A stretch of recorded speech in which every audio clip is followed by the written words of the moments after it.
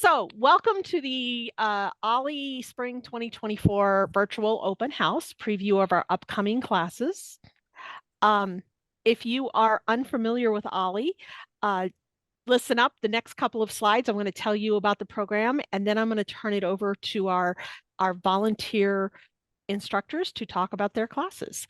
So OLLI at WVU, we present lectures, presentations, workshops, hands-on discussion groups, social events that are all designed for people 50 plus. However, you don't have to be 50 years old to join us. We don't discriminate. So, if you're under 50, that's okay.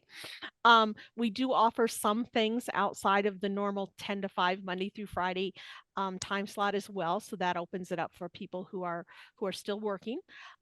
Basically, if you have a passion for learning, then OLLI is for you. We are one of 125 Osher Lifelong Learning Institutes across the US. We are the only one in West Virginia. Now, when I say we're the only one in West Virginia, we are based, our home program is here in the Morgantown area. However, we do have in-person classes in Charleston as well. And the classes and events that we offer on Zoom are open to everybody, regardless of where you live. So we don't want location to be a barrier either. The stuff we offer on Zoom. Here in Morgantown, if you're in the Morgantown area and can make it to an in-person event, we hold most of our in-person classes at the Mountaineer Mall, which is on Greenbag Road. You can see a picture of the entrance that we tend to tell people to use. It's between Cato Dress Shop and the gym. And then when you walk in that door, you're going to see directly in front of you our OLLI Classroom B with our big logo overhead. Support for our Morgantown chapter comes from grants, in part from grants by the John Matthew Gay Brown Family Foundation and the George D. Hott Foundation. In the Kanawha Valley, when we've cut way back on our in-person classes, but we still are offering some and are working on growing that in-person program again. Right now, moving forward, our in-person courses for the spring term and probably the summer term are going to be held at Edgewood Summit Retirement Community. But information will be in the catalog about where those classes are. You do need to be a member of OLLI to participate in most of our programming. Our membership year runs July 1st through June 30th, and a standard membership is only $30.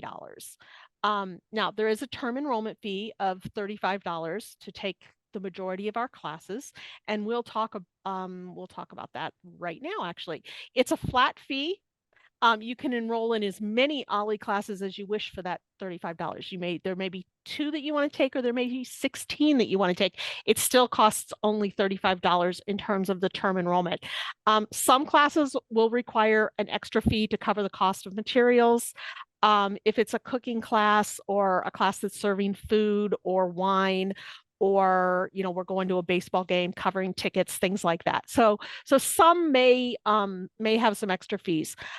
However, we do not want cost to be a barrier for people. So we do have financial assistance available. So if you are in need of financial assistance to participate in OLLI courses, or someone who could use a little extra help to purchase a membership to enroll for classes, we have a healthy scholarship fund, and the application process is very easy. There's an application online.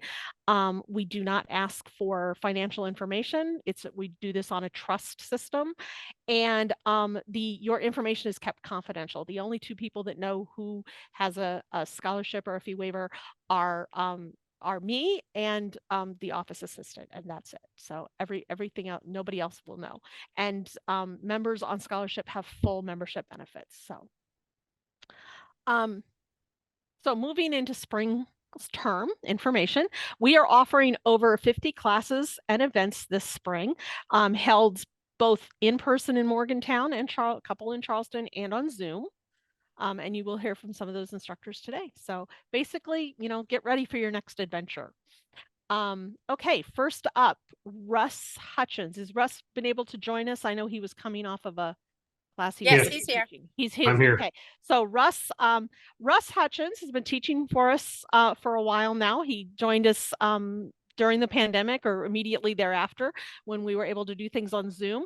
And he's going to be teaching a class on Harry Truman. It's going to be on Friday afternoons, April 19th through May 3rd at 3 o'clock. So Russ, take it away. I'm just wild about Harry. Are you wild about Harry too? That was the campaign song in 1948.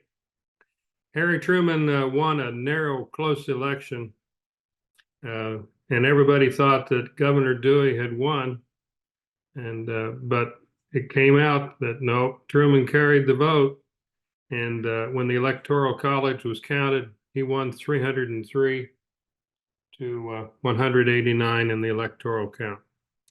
Harry Truman, quite a guy, piano player, farmer, county judge, which meant he was on the county commission, got roads built and bridges built that are still used. He was a U.S. senator that oversaw the costs of the war production program in World War II, a vice president under Franklin Roosevelt that only got to see the president twice. And during those two conversations, he had to be quiet because FDR did all the talking. As president, he had quite a first month, ended the war with Germany, hosted the United Nations conference in San Francisco, buried FDR, and got on a ship and went to Germany for the Potsdam Conference that would end World War II. And on the way, halfway across the ocean, he made a decision, contacted the Army Air Force to drop the atomic bomb. What a crazy first month and first summer. Harry Truman, quite a president, accomplished a lot, integrated the Army after the war. He followed up on FDR's New Deal with the Fair Deal. And then he would take on the Soviet Union around the world and put a stop to it at Korea and Berlin on the expansion of communism. So come join us. We'll look at the life of Harry Truman. Wonderful. Thank you. And again, that's on Friday afternoons, April 19th through May 3rd at 3 o'clock. Okay, up next, Rabbi Joe Blair is with us, I believe, and he is going to be teaching Jewish calendar events in the spring. Tra-la! I love that. It's going to be on Tuesday afternoons, May 21st and 28th at 3 o'clock on Zoom. Indeed. Thank you. Basically, it's a combination of a class and a conversation, really. We'll focus on some of the calendar events that come up in the spring, and I'll just name the first few that I have on the list. Tu B'Shvat, the birthday of the trees. Purim, Jewish Mardi Gras, featuring the Scroll of Esther. Passover, the spring festival of Matzah, liberation, and the Exodus. Lag BaOmer, counting of the Omer and the commemoration of the end of a plague. Yom HaShoah, Jewish Holocaust Remembrance Day. Yom HaZikaron, Israeli Memorial Day. Yom HaAtzmaut, Israeli Independence Day. Pesach Sheni, the leniency of allowing a second Passover for those who somehow missed it. So that's what comes along. And I invite you to come with questions, observations, interests, and we'll try to make it a lively, fun, and informative series for all of you. So please feel free to join me. Wonderful. Thank you. Absolutely looking forward to it. Okay, up next, Karen Long is going to share with us information, the adventures she had when she visited Antarctica. Her class is going to be on Tuesday mornings, May 7 and 14 at 10 a.m. on Zoom. And actually, you're doing this in person as well, correct? In Morgantown. Correct. So Karen, you are up. Thank you. Yes, as Jay said, as I typically do with travelogues, you're going to be coming along with me to, frankly, one of the most amazing places that I have ever seen. And so we're going to go in the summertime in the Southern Hemisphere. So it will be light most of the time and warm in Buenos Aires, and frankly, warmer there than it was here the first week that I was in Antarctica per se, because it was 32 for a high those days. Back here, they canceled public school, they canceled the university one day, and I think one day it was 2 degrees Fahrenheit. So it's going to be a bit warmer. But first, we're going to go on the way from the United States, spend the afternoon basically in Buenos Aires, see a few things there, and then we're going to catch a flight to Ushuaia, in the southernmost city in the world at the bottom of Argentina, and that's where most of the ships leave from if they're going to visit Antarctica. So you leave Ushuaia and then you cross the Beagle Channel and the sometimes interesting Drake Passage. You have about 36 to 40 hours.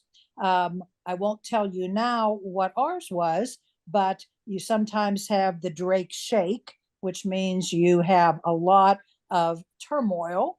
And we'll talk about why the Drake Passage is the way it sometimes is. Or if you have a very smooth crossing, they call that the Drake Lick. So you'll have to come to class to find out which we had when we crossed. But when you get to the Antarctic Peninsula, we happened to get there. The first thing when I got up in the morning and looked at, first thing I saw was an iceberg. So the icebergs there, some of them are pretty big. So we'll talk about icebergs and how they're formed, how long they can last. And I will show you probably many pictures of some of the most beautiful icebergs you'll probably ever see, along with, obviously, the wildlife that is there. More penguins. We will see the 3 kinds of penguins that are common, the 3 most common kinds of penguins. There are a few like emperor penguins, the big ones, but I'll talk about the 3 that we saw that are very, very common. So lots of penguins, some of the darn cutest pictures and videos of penguins. We did see a few whales, some seals, and birds, obviously. We'll talk about the submarine dive that I did there and what we saw on the floor of the Antarctic Ocean it was only about 45 minutes. And as I like to teach when I'm showing nice pictures, we'll talk about who governs Antarctica. Is Antarctica a country as well as a continent? Do they have a flag? Do they vote? Does anybody actually live there? Do you have a passport if you're there? So those kind of questions we will talk about when you join me in May. So if you ever wanted to see Antarctica, come along with me. Wonderful. Thanks, Thank you, Judge. Karen. Thank you. And again, that's going to be on Tuesdays, May 7 and 14 at 10 a.m. And it is on Zoom, but also in person here in Morgantown. Okay, up next, Jane Clark is going to be repeating a very popular class that she just did for us yesterday that was very well received. So if you missed it, you will have an opportunity again to meet Jane and participate in an introduction to bird watching. This one's going to be on Monday, April 15th at 12:45 in person here in Morgantown. Well, hello, my name is Jane Clark.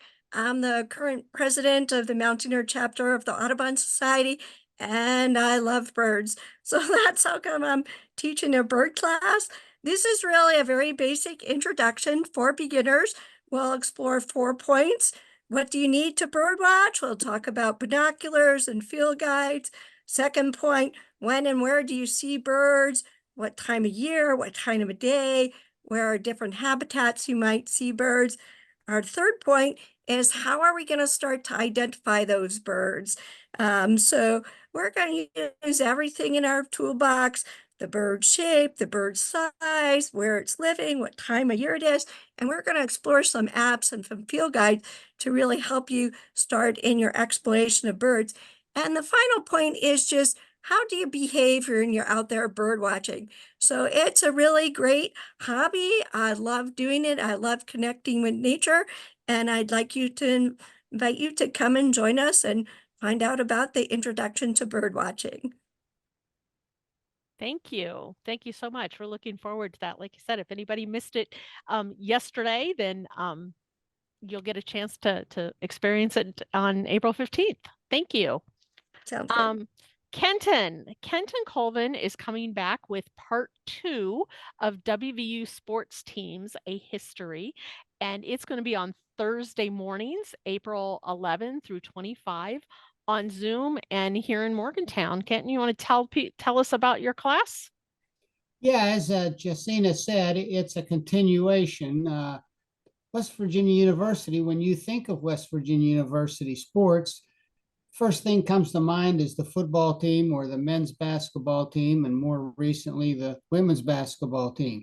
However, West Virginia has 17 sports that students participate in, scholarships and championships and so forth. And I will be continuing because in the winter term, I taught about the football and women's and men's basketball. So I'll be covering the other sports in April. These include the baseball, men and women's soccer, gymnastics, volleyball, wrestling, rifle, swimming and diving, cross country, track and field, tennis, golf, and rowing. Quite a few courses, and I'll be getting into the history, when they started, and highlights of maybe some really good things that happened in their programs, and just a little bit about things that I think might you find interesting as you look into the history of West Virginia sports.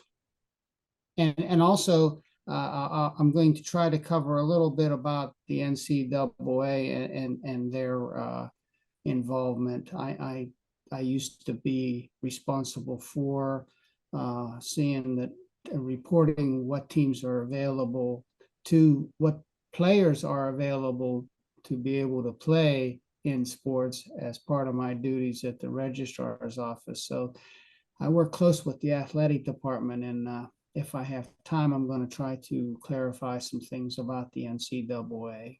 So I hope you might enjoy learning more about West Virginia sports. Thank you, Kenton.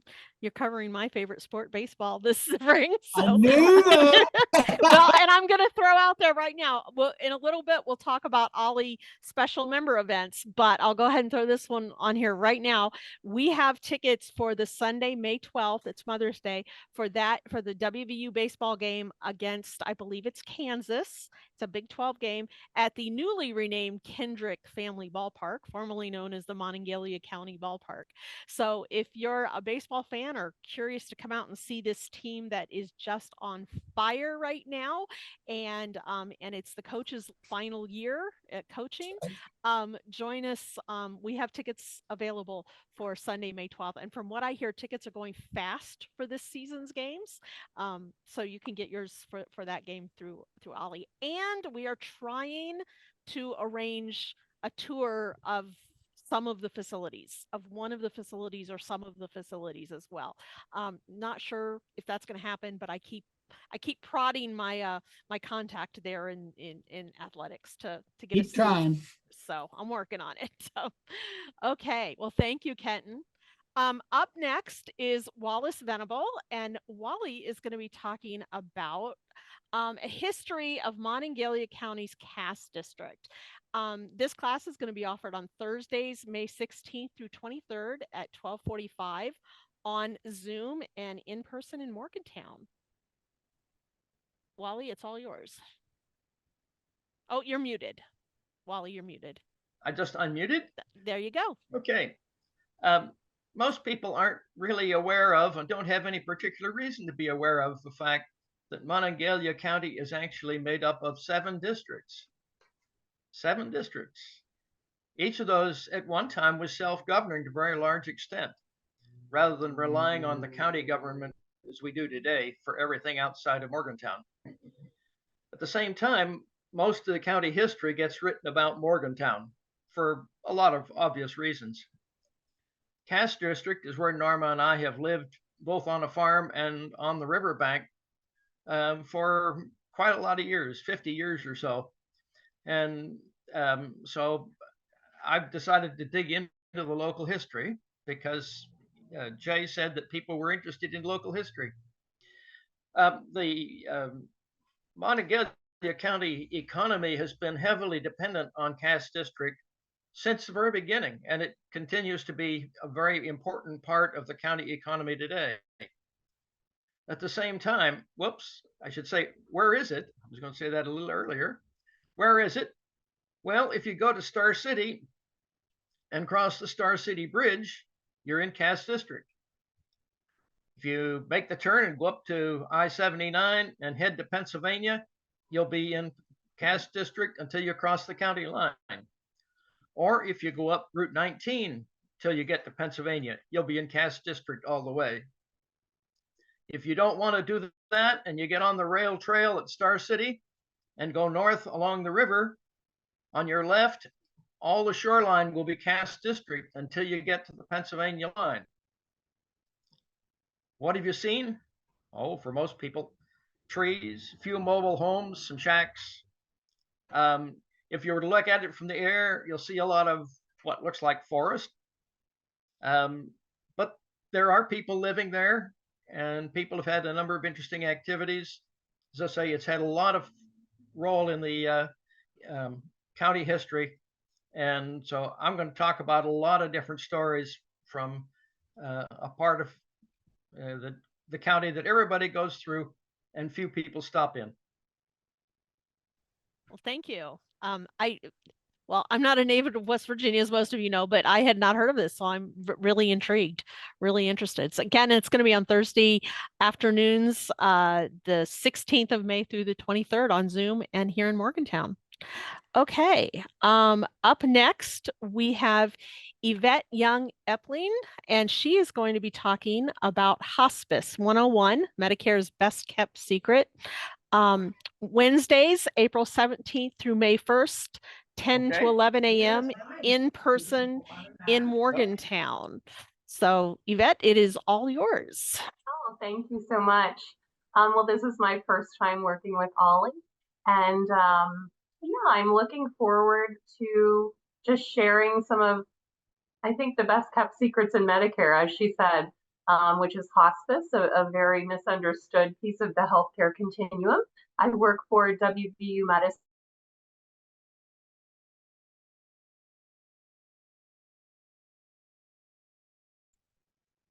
Okay, did Yvette freeze up or did I freeze? Yvette froze. She froze. She froze. Palliative Okay. care advocate and has some really interesting work out there. One of his most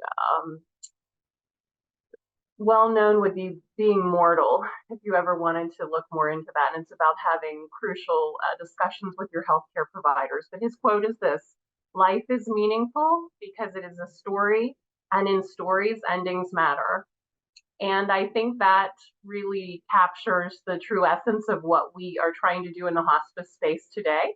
Hospice is very much about living, despite the fact that one has a very serious illness with a limited life expectancy.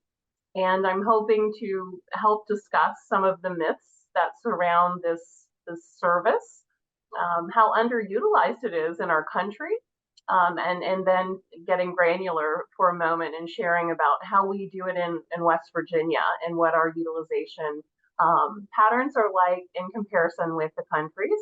And then obviously just want to explore some of the roots about how hospice came to be, you know, and the most notable is tracing it back to the 60s to Dame Cicely Saunders, who started out as a medical social worker, went on to become a nurse, went on to become a physician, and was really the first to bring clinical research into the picture and look at, what are some common denominators for patients and their families that are connected with them as they face life-limiting illnesses, and what we can do as a health system to really wrap our arms around that situation.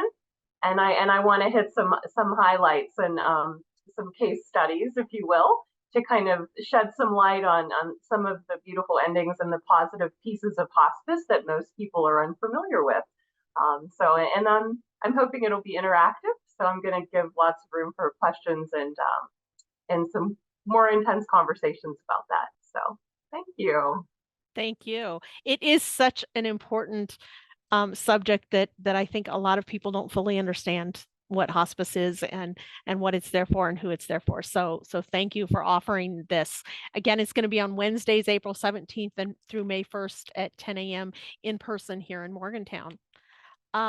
Okay, up next, Jim Helds. Jim is hosting a Meryl Streep Film Forum for us this spring. Friday afternoons, April 12th through May 17th. We'll start at 12:45. I like to say until 4, but sometimes the films aren't quite that long, but well, I'm sure we'll enjoy all of them as it's Meryl Streep. Those are in person here in Morgantown. Jim, you want to talk about these a little bit? And I will actually share the little flyer you made as well. Okay, I'll just give you a few little snippets about Meryl Streep, and then I'll talk about each of the films. She was born June 22nd, 1949, which makes her a baby boomer.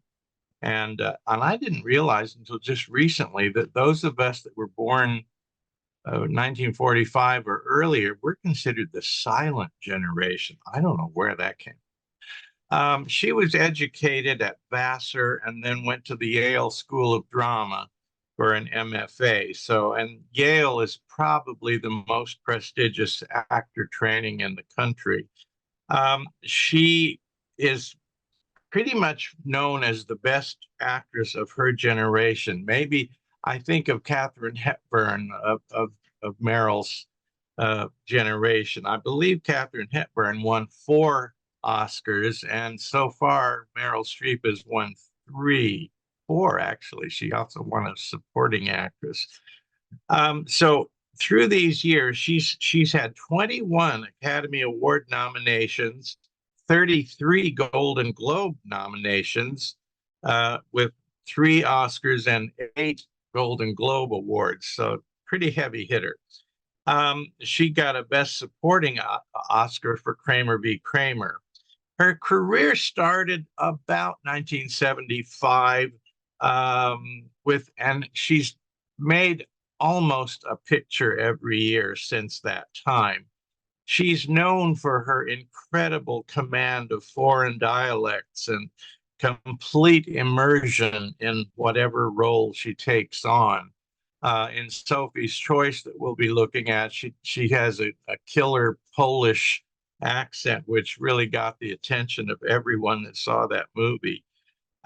TV came calling, and unlike some big movie stars, she did not decline to work in television. She realized that it was important to do that as well. So in 2003, she made Angels in America with, doing 3 roles in that series and winning an Emmy Award for it. She was also featured in Big Little Lies and Only Murders in the Building. If you get one of the streaming, what's it on Netflix or Hulu, one of those.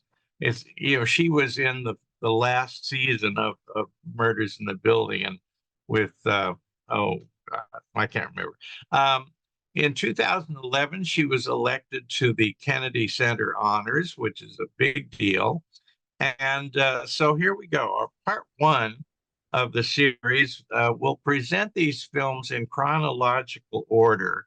And let's just talk about those quickly. You see it on your screen. We need to move on. I'm sorry. It's been over 3 minutes already. Oh, I'm sorry. Okay, well, you can see the titles there, and it'll be fun. Yes, Kramer versus Kramer, Sophie's Choice, Silkwood, Death Becomes Her, House of the Spirits, and The Bridges of Madison County. And then I believe we're planning on doing part 2 in the summer or in the fall. In the fall. In the fall. Okay, because we do Yeah. movie musicals in the summer. So Yes. thank you. Looking forward to it. I think I've seen all of them except maybe House of the Spirits. So Yeah. okay. Up next, Jack Hammersmith is going to be teaching Eagle Talons and Dragon Breath, US and China. This will be on Monday afternoons, April 22nd through May 6th at 12:45, and it will be on Zoom and here in Morgantown. And Jack, would you like to tell us a little bit about your class? Thank you, Jay. Yeah, in the fall, I did a class on foreign devils, which was the United States and China in the first century of their interactions. So this spring course is really a continuation of that class, looking at the 20th century, which, like the 19th century, was a tough time for China in particular, but a very confusing time for Chinese-American relations, generally speaking.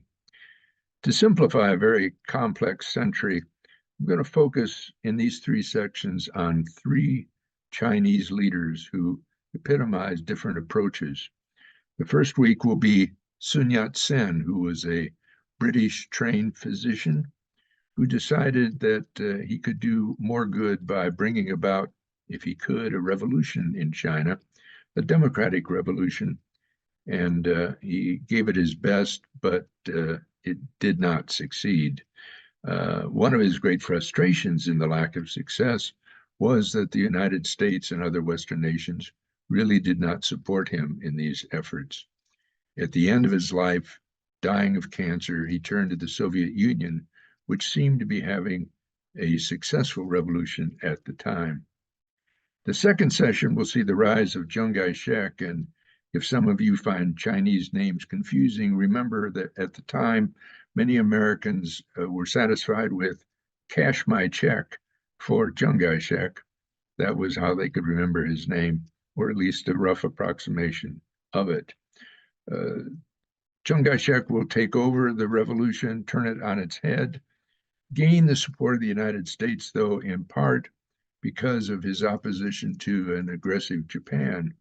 An aggressive Japan tied in with Germany and Italy, of course.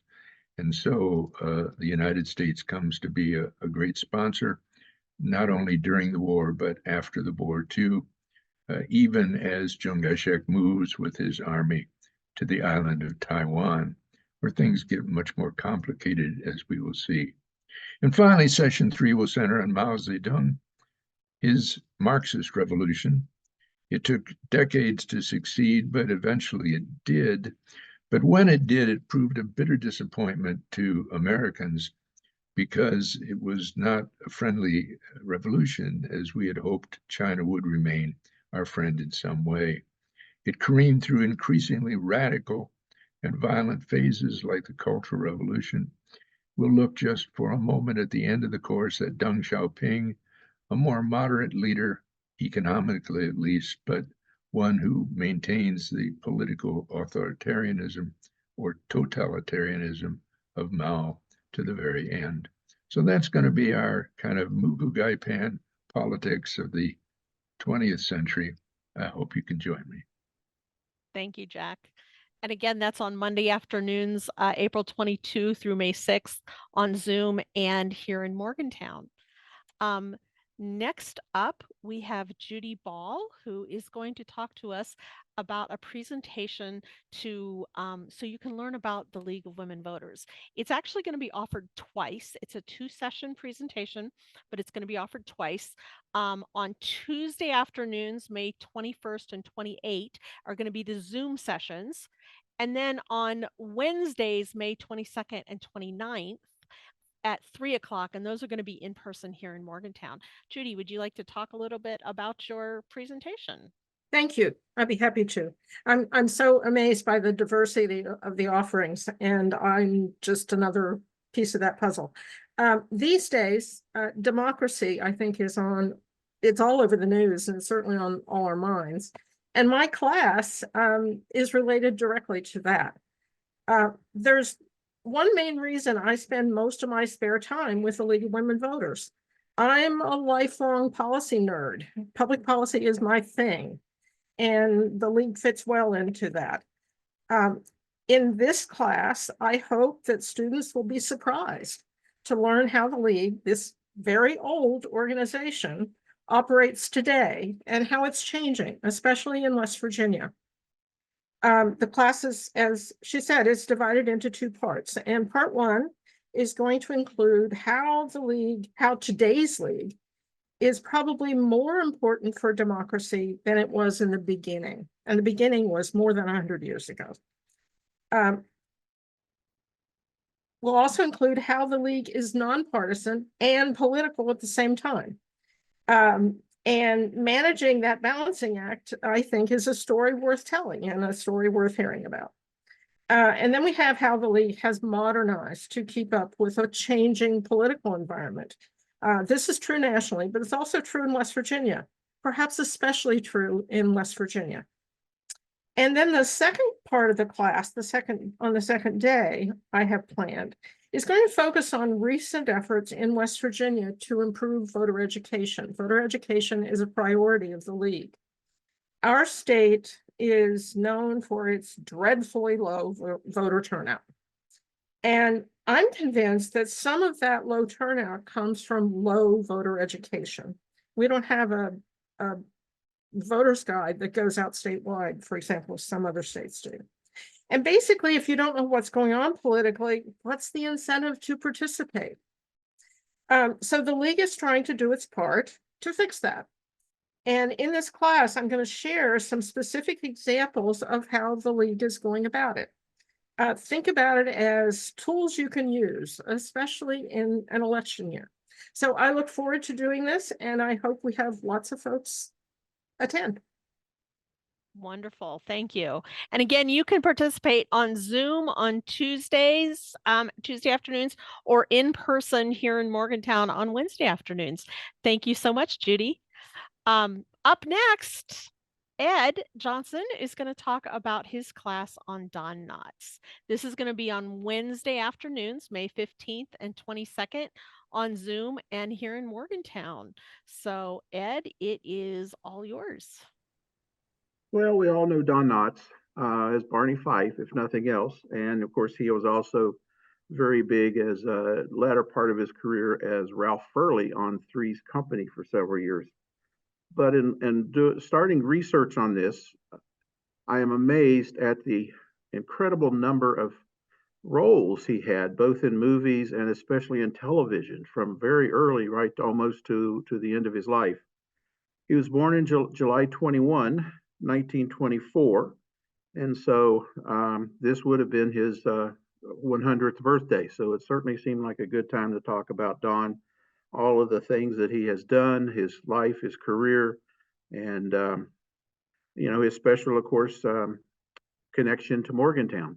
As we see downtown with the statue right in front of the Met Theater, one of the places he got his early career going. So that's about it. That's just a touch of what it is. So hopefully we'll see you on those couple of days. Take care. Wonderful. Thank you. Wednesday afternoons, May 15 and 22nd, on Zoom and here in Morgantown. Okay, up next, Sumitra Reddy is going to be teaching a class on space junk. This is one I've really been waiting for. The class is Menacing Space Junk in Low Earth Orbit, and it's going to be on Thursday afternoon, April 25th at 3 o'clock on Zoom. Sumitra, you want to tell us a little bit about the research you've done on space junk? Yeah, that's research, all right. When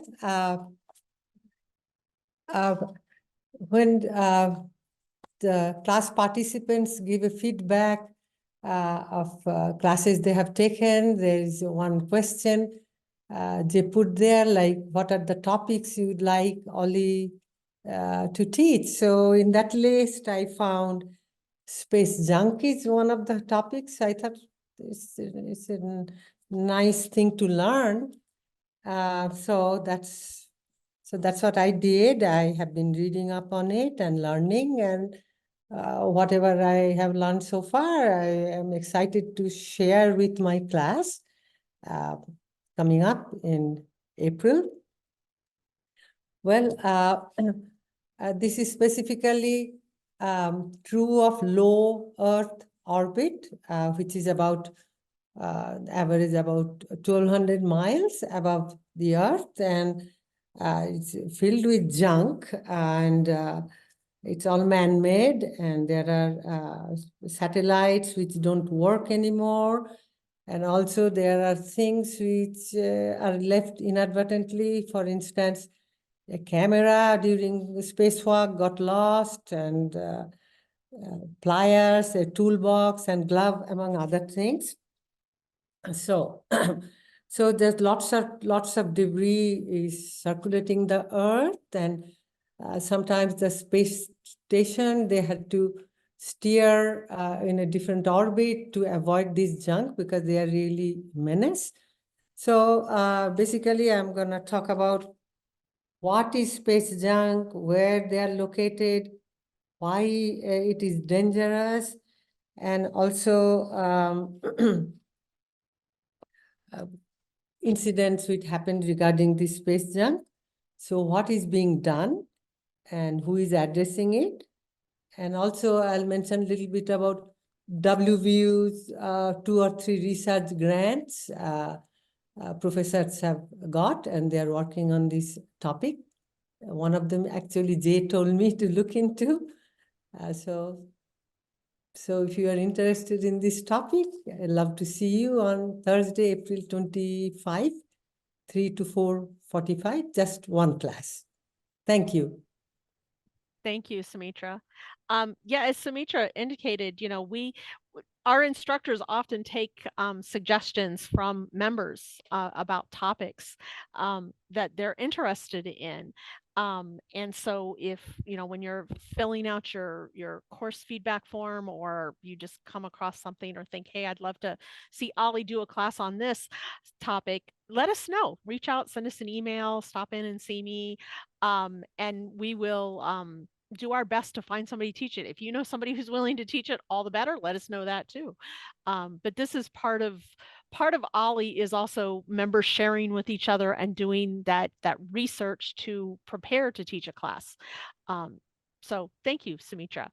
Up next, we have Patsy Ann Masidi, and I believe I said that right. I'm so sorry if I didn't. She's going to be wonderful. She's going to be leading a book discussion on the gentle art of Swedish death cleaning. It's going to be on Zoom. There's actually going to be, it's a 1-session class, but we're going to be doing it twice, once on May 8th at 3:00 in the afternoon, and then the following week on May 15th. So would you like to tell us a little bit about this practice and the book discussion? Thank you. Yes. Hello, everyone. Some of you may have seen a class that I teach, or may have participated in a class I taught called Downsizing and Decluttering, Right Size Your Life Size.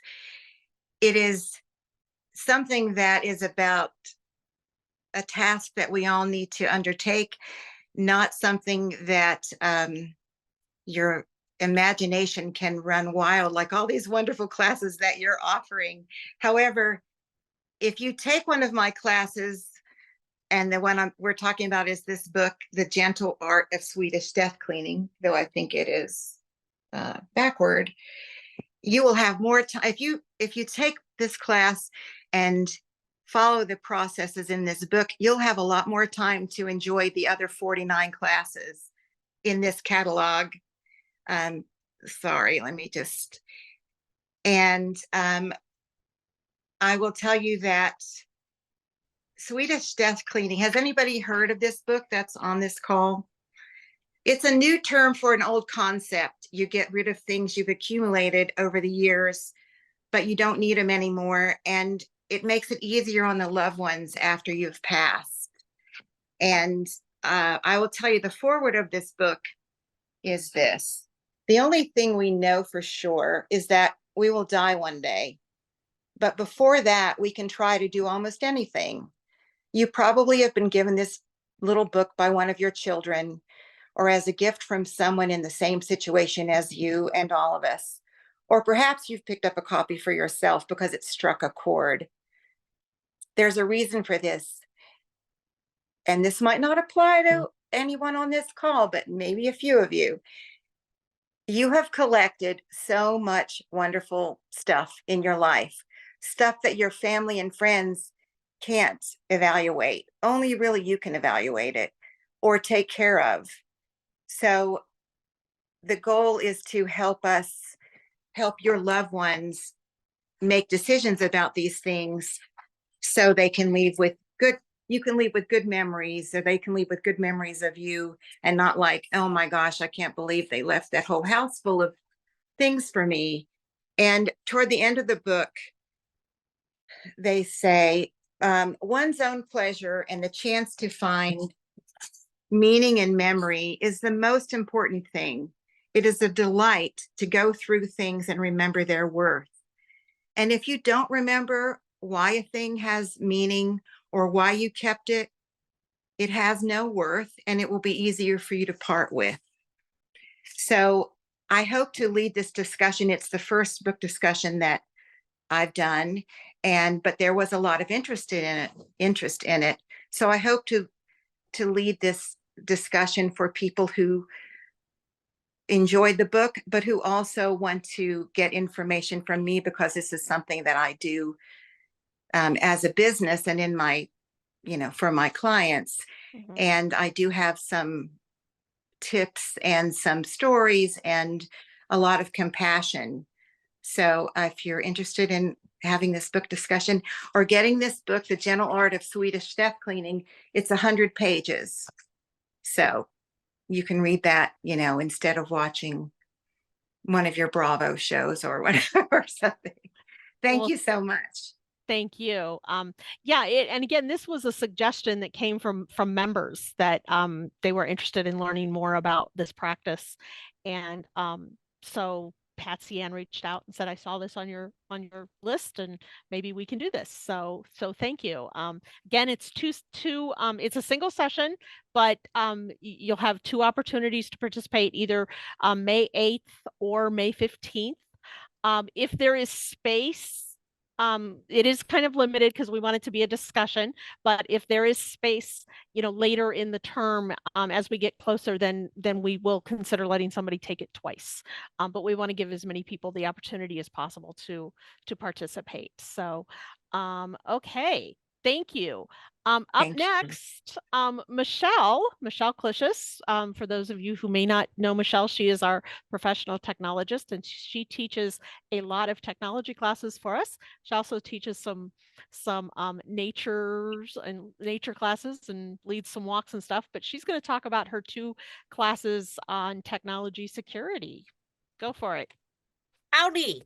I think at this point, most of you know me, and a lot of you have been through my tech security classes. As a matter of fact, I taught it one today. I try very hard to explain things in a way that's going to make sense, because all of this stuff is super overwhelming. You just hear about it in the news, you look at your computer, and it's just too much. So I try to make things understandable, and I try to present it in a way that makes you feel like it's something you can actually do. So this was my original 3-hour class, and it's now 4 2-hour classes. So I'm doing it to a term. So please join us, and I will tell you now, you can take them as many times as you want because it's a lot. And the other thing I am doing in the warmer terms is I will be leading a hike. Oh, we're going to talk Michael about that in a little bit. Oh, that's later in the thing. Okay, sorry. That's part of our. That's okay. Pretend I said nothing.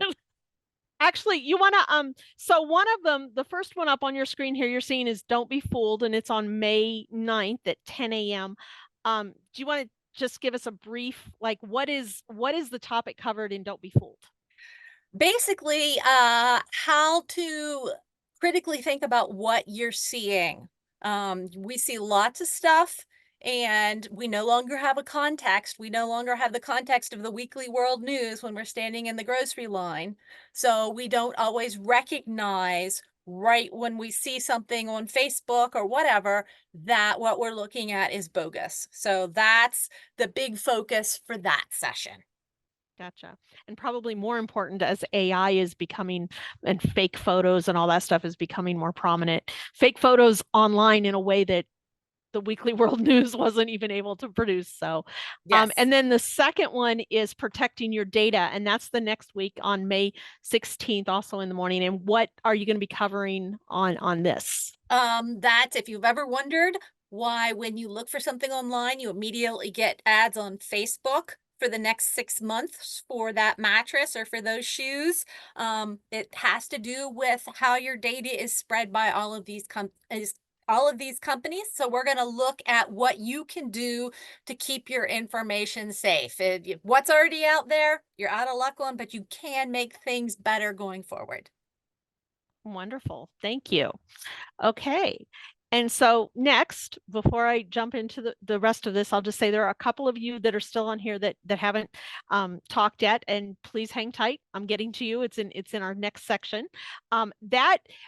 All of the people that you just heard from, all of the classes that you just heard about, we have those and so many more that we are offering this spring. So we're sure that we're really hopeful that everybody will find something that you are interested in. It is also remember that you can, for a flat $35, you can take as many of these classes and the others as you wish. And if you haven't gotten a copy of our catalog, it is available online at olli@wvu.org. So it's on our website.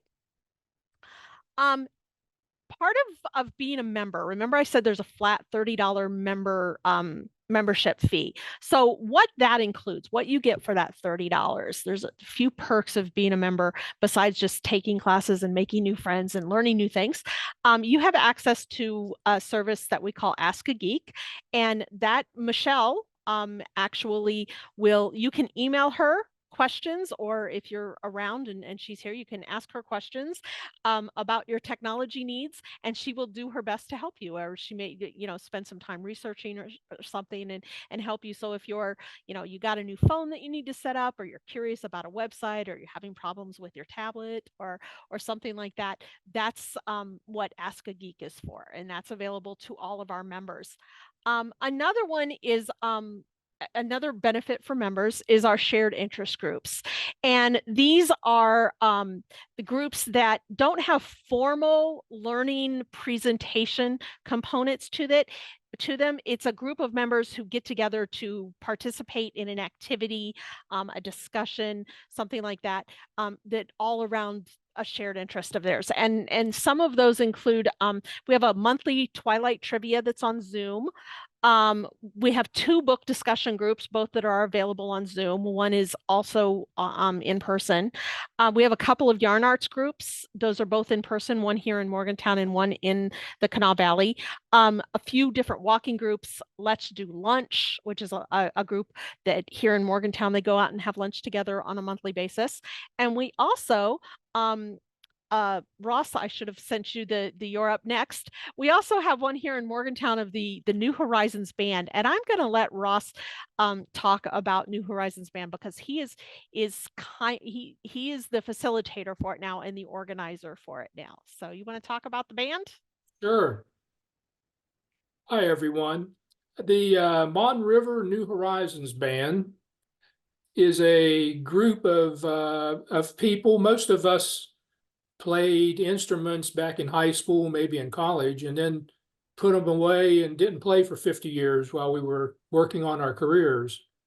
And when the band was formed, this group came together and decided to play music and learn to play our horns and instruments again that we hadn't played in a long time. So it's been a real interesting journey for us, and we all enjoy it very much. I would say that the main thing is that if you're coming in, we'd like for you to be able to read music, and you must have your own instrument. And main goal is to just have fun playing. We like to play different types of music and have fun doing that. When we played this past winter, we played a lot of Christmas music and played a couple of concerts, one for OLLI Luncheon that maybe some of you saw, and we played at the Harmony Assisted Living also, and enjoyed doing that. The group it's an interesting group. We have clarinets, flutes, trumpets, saxophones, trombones, percussion, and we also have a few people came in playing recorders, and bells, and strings. Just recently came into the band, so we've got a violin and a cello now. And the one lady you're looking at there had a stroke and couldn't use her left hand anymore, so she had to learn to play another instrument. So she's using her right hand to play the bells. So it's an interesting group, and enjoy doing things together. We actually have a team that's helping to look for some music for us. We like to play a little bit of everything, and we're trying to maybe get some more modern stuff. And when I say modern, I'm talking like maybe something like Chicago, Neil Diamond, or something like that. But we're trying to get some music together to see what we want to play and how to get it, and just do that as we go forward. The other thing that we haven't done, used to, the directors were university professors and didn't want to have summer classes, and the group wants to have summer classes this year. So we're going to put that together and be working in the summer. So if you'd like to come play with us, we'd certainly like to have you. Thank you. Thank you. We really appreciate what you've done, and the other people who are helping to direct the band. I think it's just a great thing to be able to make music again, and believe they rehearse or they practice on Mondays from April 8th. On Monday afternoons in the spring, it'll be April 8th through May 20. Maybe a little longer, 3:30 to 5 o'clock here in Morgantown. And they play in the classroom next door to me, so I get to listen to the music, and it's always a lot of fun. We really appreciate it. So thank you so much. Okay, continuing with the benefits of being an OLLI member, there are also special member events. OLLI hosts a number of special member events. These are events that are open just to OLLI members or to OLLI members plus guests. And they include a virtual happy hour on Sunday evenings for about an hour. We just get together and chat about anything and everything, books we're reading, what we're cooking, how the garden's doing, how the teams at the moment are doing, just whatever we wish. So that's on, any members can join us on Sunday evenings at 6:30 for that happy hour. And also Michelle leads a hike. So you want to talk about your hike for just for real quick here? Yes, I can just briefly talk about my hike. As you didn't hear me say previously, Michael, my husband, and I, my favorite husband, and I lead hikes in the spring, summer, and fall, and we do them at Cooper's Rock. And so what will happen is, if you sign up, I will send you an email, and you and everyone else who signs up can discuss what you're up for. I don't want to choose and say, oh, let's go to Ravens Rock, when somebody's like, I don't know if I can handle that much height. So you guys will get to discuss it and make different choices. I'll have lots of suggestions. And then in the spring, hopefully we'll get to see some wildflowers. And in the fall, we get to see lots of leaf change. And in the summer, we just get to be hot. Well, wonderful. Thank you. I've actually done the summer one, and yeah, you're right. It was hot, but it was still a lot of fun. It really was. So, and as you can see from the picture here, and as we already discussed, we do usually take in a ball game during the spring and during the summer. So in the spring, it's to see WVU baseball, and in the summer, it's to see the Black Bears play. So that's one of the special member events that's coming up. Also, we in Charleston this spring, Ed Johnson is going to be presenting West Virginia at 150. This is going to be in person only at Edgewood Summit in Charleston on Tuesday, April 9th at 1 o'clock. Ed, you want to talk just a minute or two about this? Absolutely. The West Virginia had its sesquicentennial in 2013. Big part of this class will be the 51-minute celebrations of West Virginia that was put out by the West Virginia Public Broadcasting, the WVU West Virginia Collection, and the Tourism Department. And so we'll be looking at each of those. There'll be 50 of them, some of the major events that happened over the course of that 150 years. We'll also be looking at a few other things like, well, there was a postage stamp put out in celebration. There was a big, what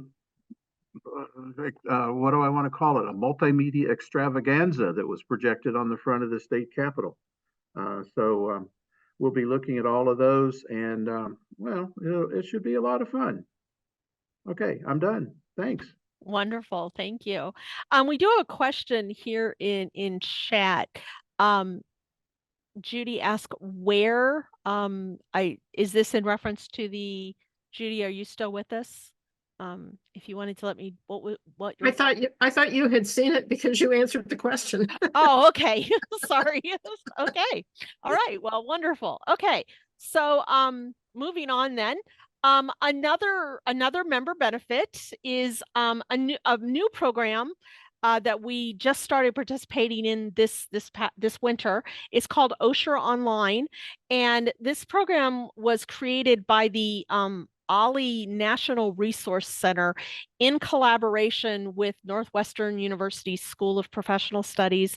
And what this program offers is a number of Zoom classes. They're all 6 weeks long. They're taught by professionals and experts in their field, and they are shared amongst a lot of OLLIs across the country.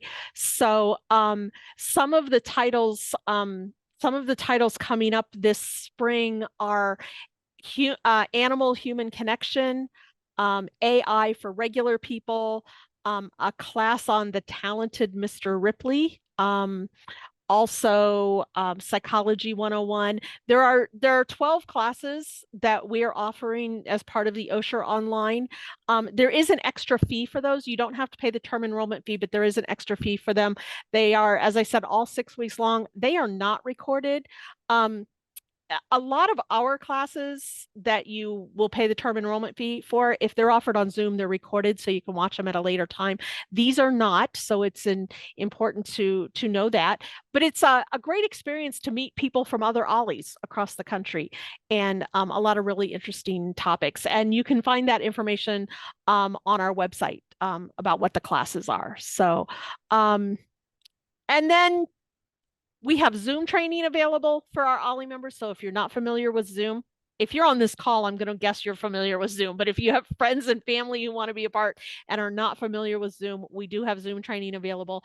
And then just, the opportunity to make new friends who share your interests, or to bring along a friend that, an old friend, and share an experience together. So, OLLI also believes strongly in serving the communities in which we operate. We routinely partner with other nonprofit organizations to provide educational opportunities for both our members and people in the community. Partners in the past have included the Community Coalition for Social Justice, Main Street Morgantown, the City of Morgantown, WVU Retirees, Committee for Retired Faculty, the Shack Neighborhood House, and Festival in the Kanawha Valley. We have also partnered in the Kanawha Valley with the Bringing Back the Village organization, and we are working to partner with more with more organizations in the Charleston area as well. So we offer community events, and right now the scheduled community events for the Morgantown area is a Saturday morning Tai Chi class. Every Saturday morning at the Shack Neighborhood House at 11 a.m. we offer an introduction to Tai Chi, and it is free and open to the public. So we encourage you to check that out if you're interested in taking a Tai Chi class. And we encourage you to watch our website for other community events as they become available and put on our schedule. The spring course catalog is available online at, as I said, it's at OLLI at WVU .org. And as always, the minute the printed catalog goes to the printer, it's usually out of date somehow. A class gets added, something gets changed. So we also encourage you to stay in the know by checking out our news site. So when you go to our regular site, there's a little box that takes you to our news site. Right here, click on this that says news. That's going to take you to our site where and this site is where our weekly bulletin is created from. So if you're not getting our weekly bulletin, I encourage you to email us and ask to be put on the list. Every Friday at noon, we send out an e-bulletin with class updates, information that we think might be interesting to our members and friends. Registration for the spring term begins on Monday, March 18th at 9 a.m. And that is the wrong. So that should say 2024. Pulled the wrong image up. My apologies. You can register by phone at 304-293-1793 or online on our website. There's a big box with a little gold box that says register or join. Just click right on there. And we will get you registered on Monday morning. Are there any questions about anything that you've heard this afternoon? Questions, comments, anything I can help with? This is Kathy. Yes. I had a question. I'm looking at the catalog, Mhm. and on Wednesday there was a class, says the National Road and C&O Canal. Yes. But I didn't see a written up part about it. The index said it was on page 16, but I didn't see it. Okay, well, let me see here. Page So I don't know who's teaching it. Yeah, did it okay, yeah, it's on the top of 16, clear on the left-hand side. It's being taught by Jim Wrench. It's on Wednesday afternoons, April 24th through May 8th on Zoom and here in Morgantown Classroom B. And Jim has taught several classes for us. He's somebody that's just joined us in the last couple of years. I can read you real quick the description. It says, as a young man, George. I got it. You got it. You found it. Okay. Yeah. Yep. It's up there on the top. So, right. The registration form was in my way. I couldn't. Oh, okay. Yeah. That registration form in the middle there. Yep. Okay. Any other questions? All right. Well, I will invite you all as well to join us if you're able to, if you're in the Morgantown area and able to come out. We are having an in-person open house on Tuesday, the 19th from 3 to 4:30. It's going to be at the Mountaineer Mall on Greenbag Road. And you'll see several of these instructors and they'll talk about their classes again, but you could talk one-on-one with them and also enjoy some good food and meet some other people. So I invite you all to come out for that if you're able. And with that, I will say good afternoon. Everybody have a great evening and thank you for joining us.